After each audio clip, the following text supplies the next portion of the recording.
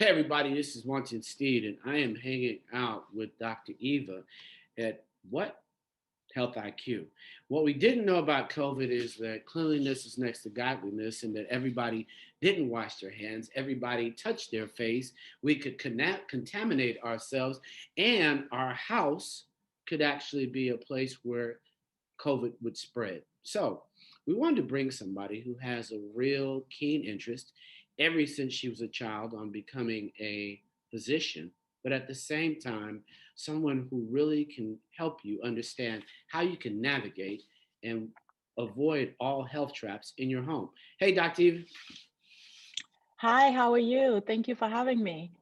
No, it's our pleasure. I mean, we really love and want to make sure that we have a black lens on our health here at Health IQ. But, the home, COVID is here. We need to prepare.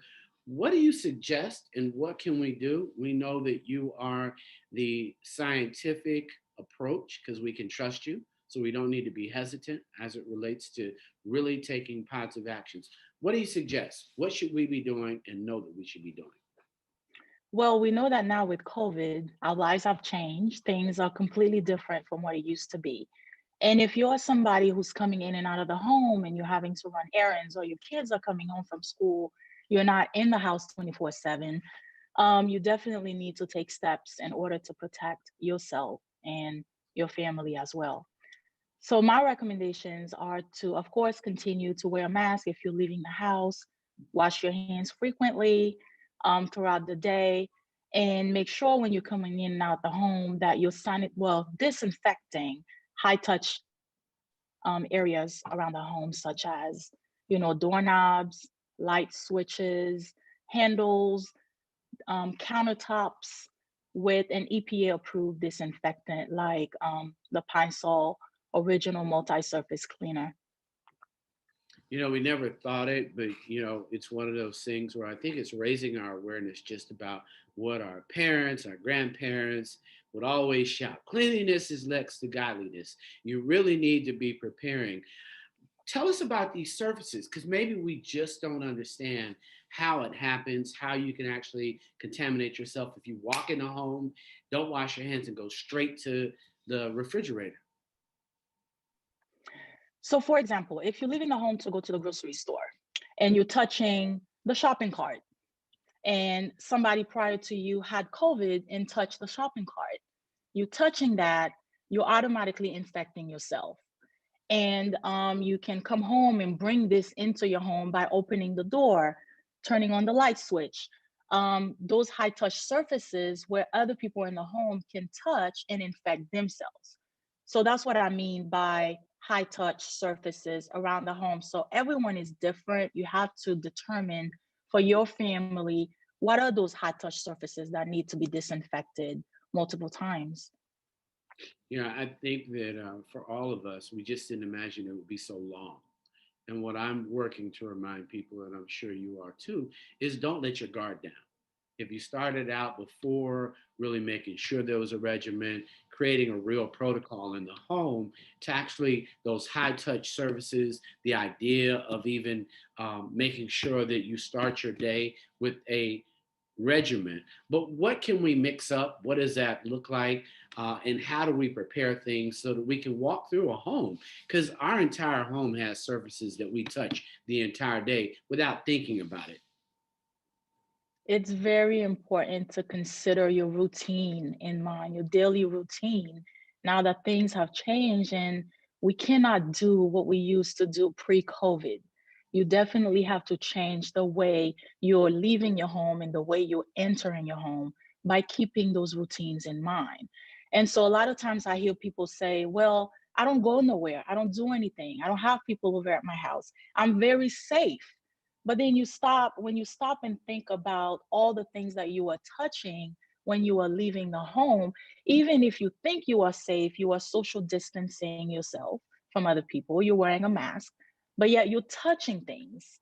And so it's very important to consider that when you're coming into your home, to not forget to put your guards down, because you will be touching things in your home, things that you were touching when you left the home. And this virus, obviously, you can't see who's touching things outside of the home. If you're going to a grocery store, if you're going to the post office, or anywhere, as a matter of fact. So that's very important for people to keep that in mind. Washing your hands multiple times a day, using a hand sanitizer when you cannot wash your hands, and using an EPA approved disinfectant like the Pine Sol Original Multi Surface Cleaner. And a lot of people don't know how to use the Pine Sol Original Multi Surface Cleaner. You pretty much have to take the disinfectant, use it in its non diluted form, in its concentrating form. You put that on a clean sponge or a clean cloth, and you wet the surface with the disinfectant for approximately 10 minutes. You let it stand for 10 minutes, and then you can wipe it clean with clean, fresh water. That's how you can disinfect those high touch surfaces around your home. I love that because it's really important that you don't follow what you think you know. Right now, we need health professionals like yourself really sharing with us new protocols and new habits for protecting ourselves. So I really appreciate you coming on Health IQ. When you think about this virus and these high touch surfaces, it's also, we need to think about our shopping and how people have touched as they stocked the stuff. And those high surfaces, you put your bag down, you actually put it on your counter, and then you're going to go into your refrigerator. And I think that those are also some of those incubators that surprise people that they didn't know that their food had been touched by someone. So when you think about that, how often should a person actually create a regimen? And I think for some, it's kind of new. Like, should I wipe my refrigerator every day? The answer would be As often as possible, because you are, especially if you're leaving the home daily to go to work. If you're an essential worker who's putting yourself at risk, you can come home and put your family at risk. So, depending on how often you're leaving the home, you may need to have to disinfect those areas more often than you think. I think the thing that you shared, given that 40% of all Black and Brown people can't work at home, they're definitely leaving and need to consider a disinfectant that is available for them that they can bring home to save their families. And I think that it's important that we get this message out because we're always not certain. Well, how'd that person get? You may not have contact tracing, but clearly it could lead. You're leaving a home, you're an essential worker, you've had to touch people, you've had to accept money from people. We get lots of things that make us contact. So when we're doing that, we need to think about that protocol for our children who have gone to schools, which I think would only increase the use and disinfectants in the home. What else can parents do when they're caretakers? Because many of them are caretakers right now, and they're having to adjust to parents who may not go and know that when they walk outside to pick up that newspaper, walk outside for some of our seniors and some of their behavior that they think is safe, like the post office and things like that. These are also areas and things that they should consider. What other protocols would you recommend? If you are taking care of a high risk individual, or you're living with a high risk individual, like, a grandparent or elderly person or anybody else that has a pre-existing condition, and you yourself are leaving the home daily, you have to keep in mind what your routine is with that person in mind as well, because you're coming back to that space, and you can infect that person or bring the virus home to them. So if you're leaving the home, I always recommend to not forget where you're going to end up coming back to. So continue to social distance with people that you don't live with. Wear a mask when you're not outside of the home. Avoid gatherings if you can. Wash your hands frequently. Try to avoid public transportation if possible. If you're going somewhere, be mindful of what you are touching, handrails, doorknobs, things of that nature. And if you're coming into the home, make sure you're washing your hands as soon as you come into the home, and try to disinfect those areas before you come in contact with that person that you live with that may be a high risk individual. And even if you do live with that high risk individual and you're having to come home to them, try your best to not hug them or kiss them as much or shake their hand, and try to keep your distance from that person only because you're leaving the home and you know that that person is high risk. So those are things to keep in mind. I really love that because I think the community needs to understand providing safe care and a safe environment for that matter, and for a home that may not wipe down their refrigerator. Kids are going back to school. What do you say to those young children? Because they kids touch everything. So disinfecting the whole home. What do you say about these kids? Because they're trying to get them back to school.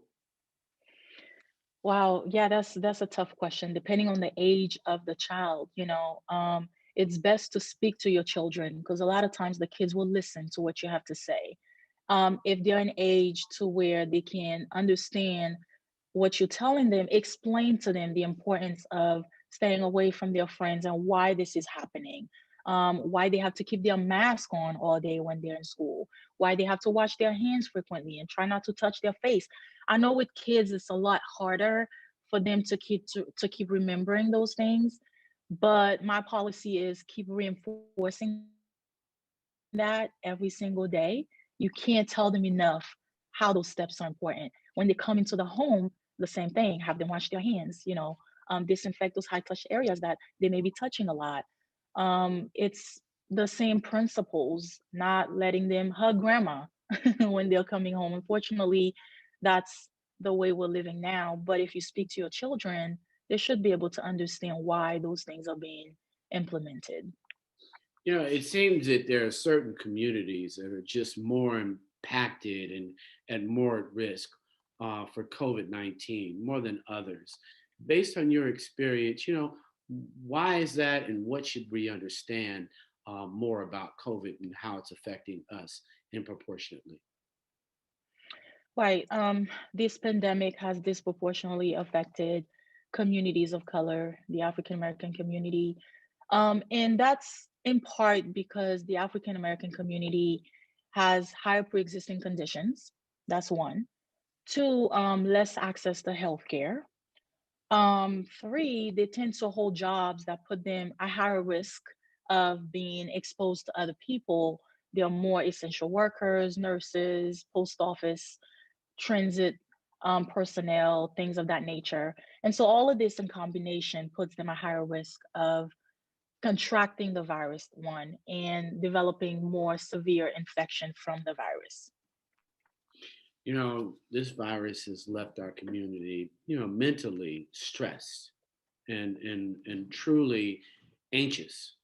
How have you dealt with this, and how do you suggest just a couple of tools to help our community be able to address the stress and the uncertainty of how this pandemic has affected our lives? So I know that, for me, it's not an option. I have to go to work and I'm exposed to it day in and day out, taking care of COVID patients in the hospital. So the sickest of the sickest. So the way I've dealt with it myself is trying to unwind when I can, turn off the news every once in a while because sometimes that can be very stressful. Making sure my immune system stays up to par, sleeping well, exercising, trying to eat a well-balanced diet, things that I recommend to my patients to do anyway. Those are what I do to help deal with the stress of this whole pandemic. And the same way that I'm dealing with it, I'm trying to tell my patients the same thing. Keep the news down if you have to. That's the main stressor in most households. You come home and the TV's on and you're listening to all of this, and sometimes it's too much. Um, so that's one of the things I tell my patients. One of So, the many things I tell my patients. yeah. Well, I'm sure it's an add-on. I think for many people, they're thinking about things like weight that they put on during this pandemic, which obviously can create stress. But for those who are essential workers, what should their protocol be about just entering the home, making sure that there's a safe area for how they take off their clothes? And then obviously, we want our community to create a protocol for re entering their home and re entering the spaces that they're going to touch. You have an idea on what kind of tip they should kind of have to kind of do that? So if you're going to leave the home to return to your workplace, there's a few things that you need to do and make sure that your colleagues are on the same page as well. Encourage each other to not come to work if you're not feeling well. If you're sick, stay home. Encourage each other to continue to wash our hands throughout the day, multiple times a day. And by washing the hands, I mean scrubbing your hands for at least 20 seconds every time you wash your hands. Um, Placing hand sanitizers everywhere around the workplace so that people are more inclined to using the hand sanitizer if they see it. you know um Encouraging people to determine what high touch surfaces are around the workspace, and it may not be the same as high touch surfaces around the home. At work, it could be your keyboard, it could be your computer screen, it could be your workstation that you may need to share with somebody else sometimes. So identifying what those high touch surfaces are and making sure you're disinfecting those high touch surfaces throughout the day. Speaking to your colleagues about making sure you guys are social distancing from each other. Go sit over there, I sit over here. Let's keep that 6 feet distance between each other.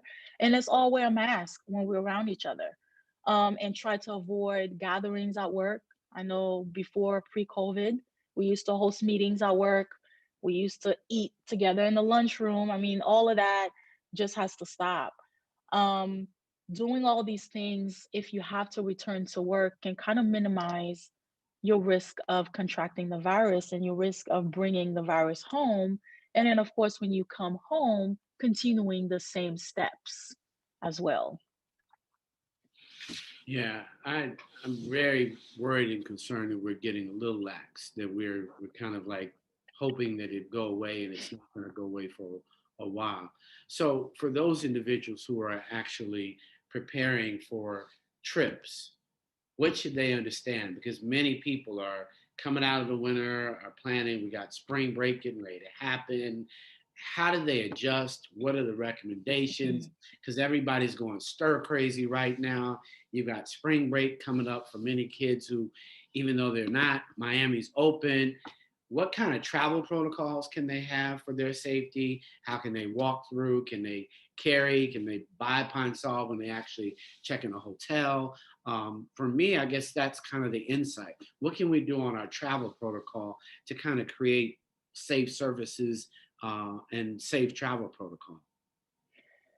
Well, we recommend against traveling unless you really have to travel, because we understand that when you're traveling, you are exposing yourself even more, especially if you're going to travel for spring break or large gatherings, which are things we do not recommend.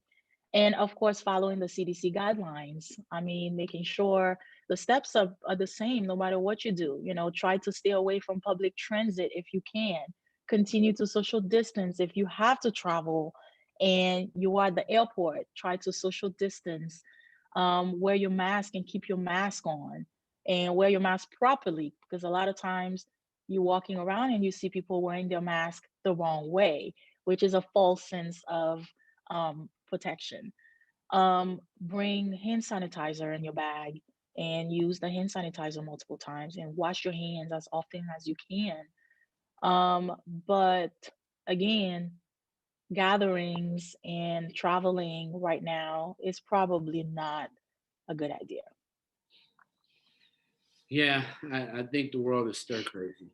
I mean, it is. Yeah, I think people even imagine with the vaccine that they'll be able to just travel because they have received the vaccine. So I'm not certain on. But I love the fact that you're saying really shouldn't be traveling right now. New rules, double masking. What are your thoughts? On double masking, Mhm. well, using a cloth mask should be enough if you're using that with everything else at the same time. So if you're wearing a cloth mask and you're wearing it appropriately, the way you're supposed to, covering your mouth and covering your nose, not under your nose, and then you're social distancing from others, and then you're washing your hands, and then you're trying to stay away from large gathering. All of these things together should be able to keep you safe if you're doing it every day, if you're doing it um, the right way, and if you're not letting your guards down. If everyone does the same thing, we should be able to try at least to keep the virus down or the transmission of the virus down. What do we know now? Here we are about a year in. What do we know about changing our health? Like, what are the three tips that you would give? Because, you're dedicated, you know, at a young age, but now you're having to really tell people to change their health regimen. What are the three things that you're recommending that we all do to change our regimen so that we can actually change our health outcomes? Following the pillars of good health, sleeping well, um, maintaining a well balanced diet, exercising regularly, drinking plenty of water, trying to keep your stress level down. All of these things have been shown to strengthen your immune system, which in turn can help you fight off diseases a lot better. In general, not just the virus, but any kind of diseases. These are just lifestyle changes that I recommend people continue to do, not just during the pandemic, but from this point forward, from now on. For you, the you deal with it every day, but just going through med school, what was that like as you become a black physician? I mean, it's like black girl magic all over. You, Kamala Harris, the world is literally saying that there are dreamers who are realizing the dream and changing society. What's it like for you having beginning to live your dream and then providing the service based on your study?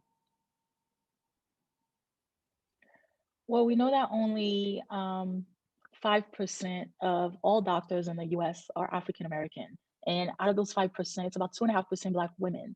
I think COVID has shone a light on a lot of what has been going on within the Black community, things that have been going on for years. But now people are seeing it more and realizing that it's been there and it's been a problem. And hopefully, with all this attention,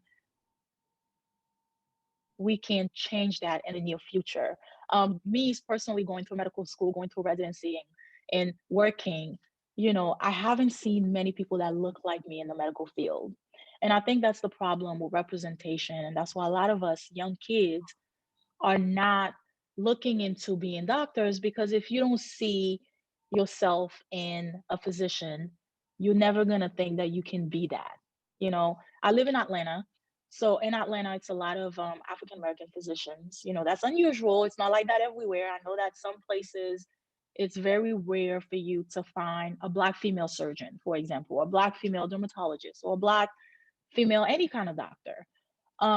And so now more than ever, with social media and everything that's going on in the world and the pandemic, we're hoping that we can show the younger generations that this is possible. We do need more Black doctors in order to be able to make a difference with what's going on with the African American community.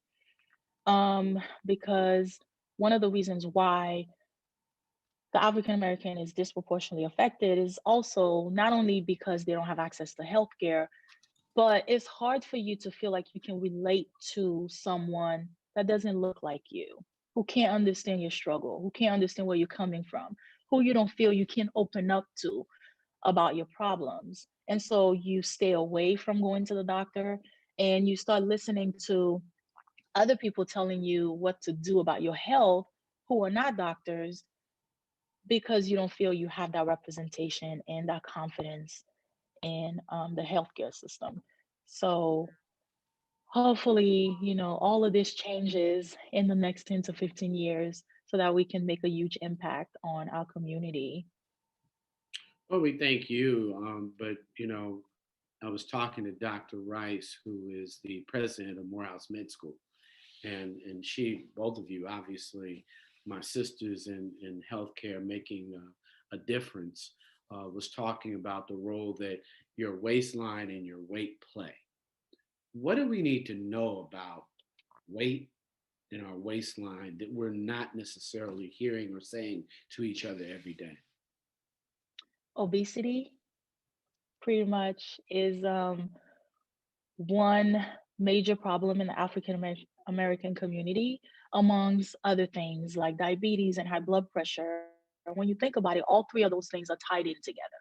When you're obese, you're at higher risk of developing high blood pressure, and then at higher risk of developing diabetes. And you fall in that vicious cycle that puts you at higher risk of developing any kind of diseases. But by just eating better, exercising regularly, and losing just a little bit of weight, that could make a huge difference on your diabetes, your blood pressure. Some people come off of their blood pressure medication just by losing a little bit of weight. 5 to 10 pounds sometimes can make a huge difference. But it's in part our lifestyle, the foods that we eat as well, and the fact that we are genetically more predisposed to developing high blood pressure already. So losing weight is a major factor and a major um, problem with the African American community. There are tons of what I would say remedies. People are trying to figure out what to add to their protocol. Vitamin D has come up. We know that that's it. What do you think people should think about adding as supplements to their life? Obviously, to me, vegetables and changing the food you consume, having more live food is something I always encourage friends. Find a new relationship with not just fruit, but with celery. Find a new relationship with vegetables. What do you suggest that we can do to kind of share some insights as it relates to vitamins? All because I don't want people listening to quacks. I want them to know from someone who has studied, someone who cares, what we should be adding, what we should be removing to our lifestyle and our regimen as we move forward. What I see with a lot of my patients is the fact that they have no idea what's good and what's not good. They're eating a lot of processed foods, foods in cans, or they're going out to a restaurant all the time, or they're going to McDonald's all the time. Those are high sodium foods, but a lot of processed foods is what they are eating mostly in their diet. A lot of them have never eaten broccoli or celery or those kind of foods. They don't even know what it's like to have that type of diet. My recommendation would be to, of course, go see a doctor, because depending on your medical history, what your blood pressure is, what your weight is, your doctor will come up with a plan for you, a whole plan from head to toe on what medications you need to be on, how much weight you need to lose, what exercise regimen you need to be on, what your diet needs to be like. And that could be individualized based on the person and their needs. But definitely stopping the processed food. That's a no. Minimizing salt, minimizing the sweet tea and the juices and the sodas and the things that we love to eat a lot, and incorporating more fruits and vegetables, incorporating more grains into the diet. Those things are important, but your doctor will definitely go over the details of what you need to eat in your portions, how much weight you need to lose. And if you can develop that relationship with a physician, they get to know you, you get to know them, you get to be more open with them. They can tailor that plan for you specifically. Well, I think it's important when we talk about open because everybody doesn't know what it means. When a person's speaking to a physician like yourself, what should they know about trust? What should they know about sharing honestly? What should they be able to describe with you when they meet with you? So I know there's a lot of apprehension when you go and see a doctor, especially someone that doesn't look like you, someone that you don't think may have your best interest. It takes time, just like any relationship, for you to get to know somebody and for you to get to trust someone. But my recommendation is to always be honest and try to tell the truth. Tell your doctor everything that's going on with you, what your habits are, what your diet is like, what your mental needs, physical needs are, anything that you think you may need help with. It would be good to open up and tell your doctor about those things, because this is where you find the help that you need. This is where you get the guidance that you need to change, to start changing your life, to start changing, well, I say lifestyle because it's a whole lifestyle modification. A lot of us grew up in households where the diet has been like this for generations, and that's all we know. We don't know any better. And so it's really hard to change something that you haven't been used to just change your habits when you're already an adult. So those things take time. And so I always recommend that you just honest with your doctor. Don't hide anything because by hiding something, that is something that you're taking away from me being able to help you on your journey. I love that. Advocacy for yourself. When you walk in, should you have your facts written down and your questions so that no matter who it is, we hope that you can look and find a Black physician. But just in case you can't, should you write all your questions down? What's the best methodology to even walk in and advocate for yourself? Because many aren't able to advocate. Um, That's always a great idea when you're going to the doctor to write down all the questions that you may have or the concerns that you may have so that when you leave your appointment, you leave satisfied. You leave at least with most of your questions answered. And if your doctor says something to you that you don't understand, don't just leave and still not understand what was being said. Ask questions. Say, I don't understand. Explain it to me a different way. Because us as doctors, sometimes we tend to speak to the patients forgetting that they may not understand the terminology that we're using and thinking that I may think my patient understands what's going on with their heart and their blood pressure, but then they don't. So I want that honesty. I want you to tell me, I still don't understand. What are you prescribing this medication for? What are you telling me to do and why? So it's always a good idea to go in there open minded, as well as writing down all the concerns that you may have so that you can make sure you don't leave that appointment with unanswered questions, or you leave and you say, oh, I forgot to ask these questions. And then you have to wait until your next appointment, which may not be for a couple of weeks or even months. So, yeah, that's always a good idea to write down everything that you're thinking on a piece of paper. yeah, I learned with my mother going, she advocates the entire time. She's gonna ask, and at 83, the one physician just never recommended she get a kidney transplant. He recommended a dialysis, and she was like, I want to be on the list. And she actually got a kidney a year later. So we've got to advocate for ourselves and know all the options and possibilities. So I love that. But for those who don't know, their rights, patients' rights, if they're getting turned away, because in COVID, we've seen a lot of people turned away that had COVID, didn't know. What can they do or who should they ask for if they feel like their situation is more severe? They can't take some Robitussin and go home and get rid of COVID, and they know that they've been, they can't breathe. What are some of the symptoms? Because for me, if it's, should they have a test? Should they share their fever, be able to prove it out? And then who should they ask for if they feel like they need help before they're turned away? That's one of the reasons why it's important for you to have a relationship with a doctor. Because if you fall sick or you're not feeling well, who do you call? You don't even have a doctor that you've been seeing. You don't have anyone that's known you all these years that you can pick up the phone and call and say, hey, Dr. So and so, this is what's going on with me. What should I do? And so you're having to go to the emergency room or you're having to figure it out on your own. So I can't stress the importance of making sure you find a doctor that you develop that relationship with, because once you know that person and they know you, it's so much easier to just pick up the phone and get that advice from that person.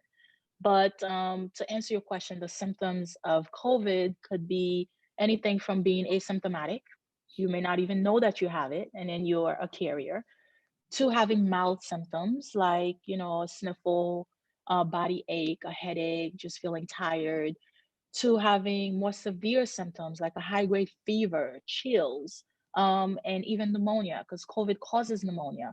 And oftentimes, you may not know you have pneumonia. You may have symptoms of pneumonia, such as shortness of breath, coughing. not be able to catch your breath by doing minimal activity. I always tell people, my patients, if you start developing any kind of shortness of breath whatsoever, you either need to call your doctor, and if you don't have a doctor, go to the emergency room to get checked out, because that may be a sign of serious lung disease from COVID. Yeah, no surprise there. Many people are turned away in our community. Obviously, we're seeing the disparities, but I think you make this great point. And maybe for all of you watching Health IQ, if you're not hearing, what we're saying is have a relationship with a healthcare provider. Period. If we know nothing about COVID now, is you should have a relationship before you're in an emergency. Would that be right, Doc? Correct. Because you have someone that you can call and have questions asked and have your questions answered. Someone that can say, well, come on in, let me see you right now. Or you don't sound like yourself. I know you very well. Go to the ER right away. It's that's important.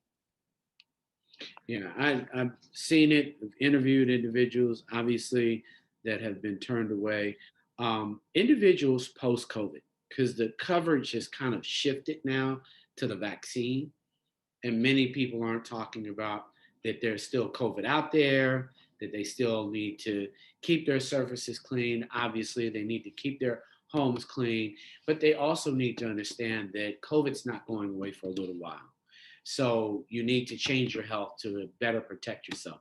What do you suggest that we do mentally as mental exercises? I know you said exercising is one, but what are some of the mental exercises? I love the idea of turning off the TV, but what are those other things that can just reduce stress and the trauma we feel for being essential workers, low pay? And I'm really nervous about our young people that are students that can't interact, aren't living the same life, being in their 20s, missing things. What are some of those just healthy, stress reducing, probably costly, not costly engagement and activities that could benefit us, that you think we should try as a community or at least put into our life again? Um, Depending on the individual, do something that will make you happy. If that means reading a book, taking a nap, um, FaceTiming with grandma or grandpa or any family members, having that one-on-one time with them, of course, through a device, picking up the phone and developing connections with friends and other family members, exercising, even if you're running lap around your home and you're not really going anywhere. Um, Depending on the individual, you have to do what makes you relax. And what makes me relax could be something different from what makes you relax, right? But I always tell people that if you feel like you have no hope, you feel desperate, and you feel like there's no other outlets for you, there's always a counselor that you can pick up the phone and call, because some people need more help. Mental health now is a major issue in our community. It's been around for a long time, and we've never really dealt with mental health. It's always been, well, tough it out, or pray to God, or talk about it to your pastor, or we've never really acknowledged that mental health is just as important as physical health. I mean, high blood pressure and depression should be, treated the same. But in the Black community, whenever you have a problem with anxiety or depression or any type of mental health, is looked upon as a bad thing. So we need to change that as well. So I do tell some of my patients that if you are unable to find ways to cope on your own, that you need to get help. Just in case you didn't know, we've been in COVID, you've been home, you may have lost your job. There are behavioral changes that people might just think are COVID related, uncontrollable crying, or some of the other signs that you might need to get help. What are those? What kind of things are you seeing that patients are having that are just abnormal? Those are definitely not COVID related symptoms. The COVID related symptoms are headache, body ache, fever, chill, shortness of breath, cough, anything that may feel like a flu like symptom. could actually be COVID. But if you're feeling irritable, depressed, down, not interested in anything, not wanting to get up, not wanting to do the things that you used to love doing, your mood is changing, your behavior is changing, your outlook on life is changing. Those are all important signs of, mental health problems. And I always recommend and encourage to talk to someone, make an appointment with a counselor. And it's a lot easier now than ever because of the remote aspect of it, to where you can have remote appointments with counselors. You don't necessarily have to be in their office. And so you can find that online, Google mental health specialists, psychiatrists, psychologists, um, to help you with those problems. And they will be able to tell you if those problems that you are having, those symptoms you're experiencing, are signs of depression, anxiety, or anything else. Yeah, I love that because our community suffers, then you suffer alone, then you make a whole bunch more bad decisions or habits and unhealthy habits not to pick up during COVID. What are some of the habits we shouldn't be picking up during COVID? Unhealthy habits, um, just eating all day long, unhealthy foods, grabbing anything you can get your hands on, because you're gonna gain weight. And gaining weight comes with its complications.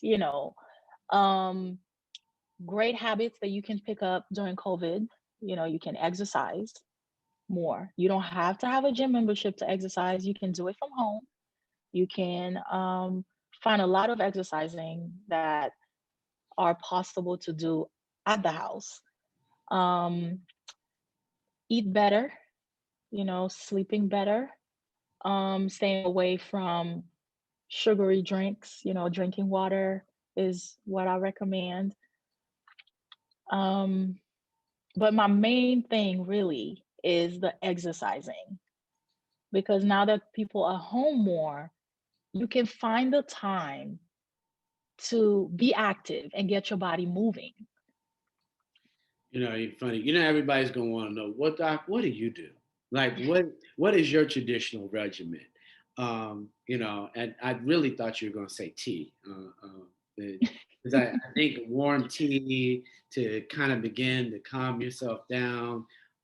It's something that we all might want to have, and there's so many new wonderful teas and flavors that don't have sugar but have a hint of fruit or vanilla, something you like. But everybody's gonna want to know, what do you do to stay healthy? What's your eating habits, and how you literally, you and Kamala Harris, who we hear was running and on Instagram. What are you two doing? You, Black Girl Magics, which is super cakes, and obviously we love you guys for what you do. What are your healthy habits that you can share? Staying active is my most important thing. I don't really like to work out, and most people would be surprised when I say that. But I make it a point to force myself to work out 3 to 4 times a week, because I know how important that is for my body, my immune system, and my mental health too. Even when I'm exhausted after a long day of work, I still force myself to work out, because after my workout, I feel great. I may not want to before my workout, but after my workout, I feel great. Of course, watching what I eat, making sure that my portions are right, making sure that I have enough green leafy vegetables on my plate, grains and things like that. And then sleep. Sleep is another thing that I'm very big on.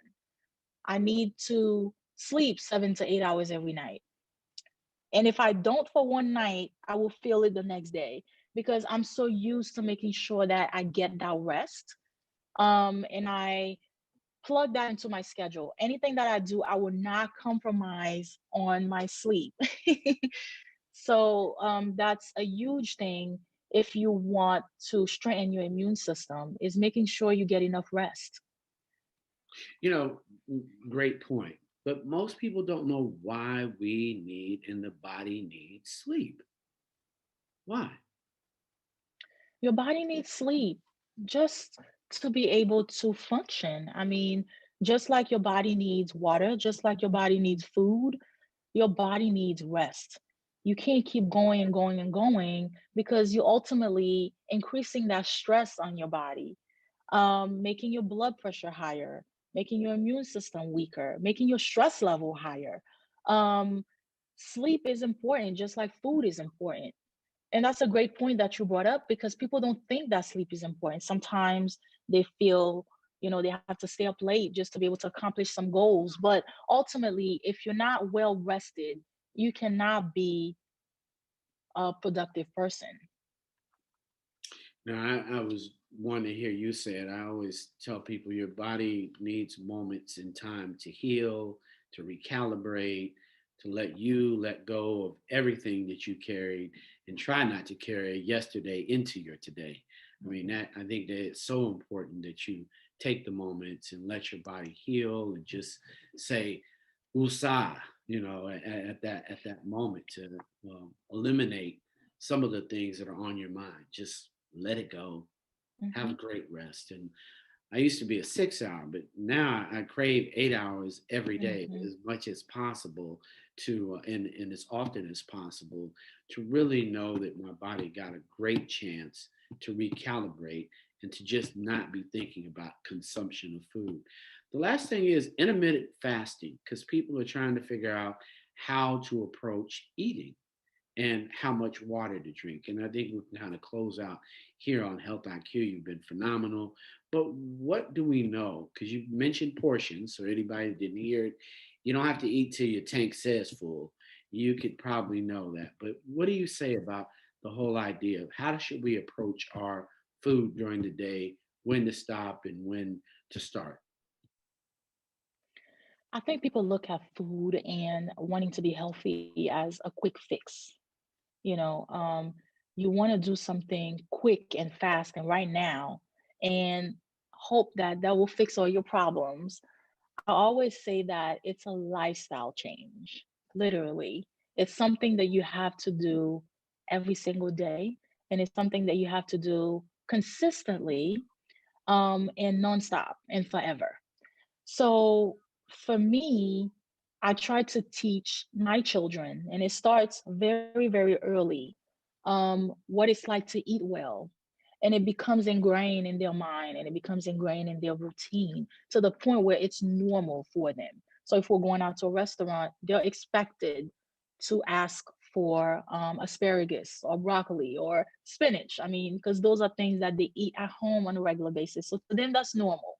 You know, it starts very, very early on to where you're creating that habit so when they continue into adulthood, it becomes a lifestyle for them. And it creates healthier individual, it creates less health issues, it creates stronger individual. And then also in turn, the most important thing, when they have children, they also teach their kids the thing that they've been taught. So then it continues for generation to generation. So as adults, I see a lot of patients tell me, well, I need to lose weight. I need to lose 20 pounds right now, quick.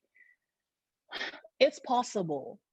But a lot of times when you're doing those quick fix diets, you end up losing the weight and then you gain it right back because you go back to your old habits.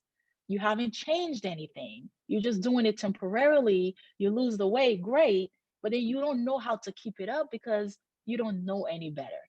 And that's why I always say it's a lifestyle modification. And that's why I recommend that you again develop that relationship with a doctor because they will teach you what to do. They will monitor you. They will follow up with you. They will help you on your progress. They will tell you what to change when you need to change things. And based on your medical history, that plan will be tailored for you because you could be somebody who has heart issues and may not be able to exercise as much as somebody who's a healthy person who doesn't have heart issues, or you may be someone who has diabetes and your diet needs to be different from someone who doesn't have diabetes. So your needs may be different. So it's best to speak to a doctor and get that tailored to you. I love it. Lifestyle changes are what are in order for everybody watching. Health IQ. Dr. Eva has done a phenomenal job of sharing her experience, which I love. Don't let your guard down. Definitely make sure that you're cleaning your surfaces. Definitely make sure that you're getting some sleep. Anything else, Dr. Even, that I I want to make sure that people understand that sanitizing is not the same as disinfecting. And you hear a lot of people talk about, let me sanitize my area. It's not the same.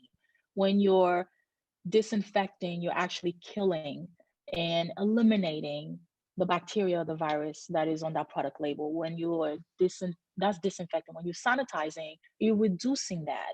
You're not necessarily eliminating that. So as far as COVID-19 is concerned, it's best to get an EPA approved disinfectant because those have kill claims against the COVID-19 virus. So don't just buy any products out there and think that it will do the job.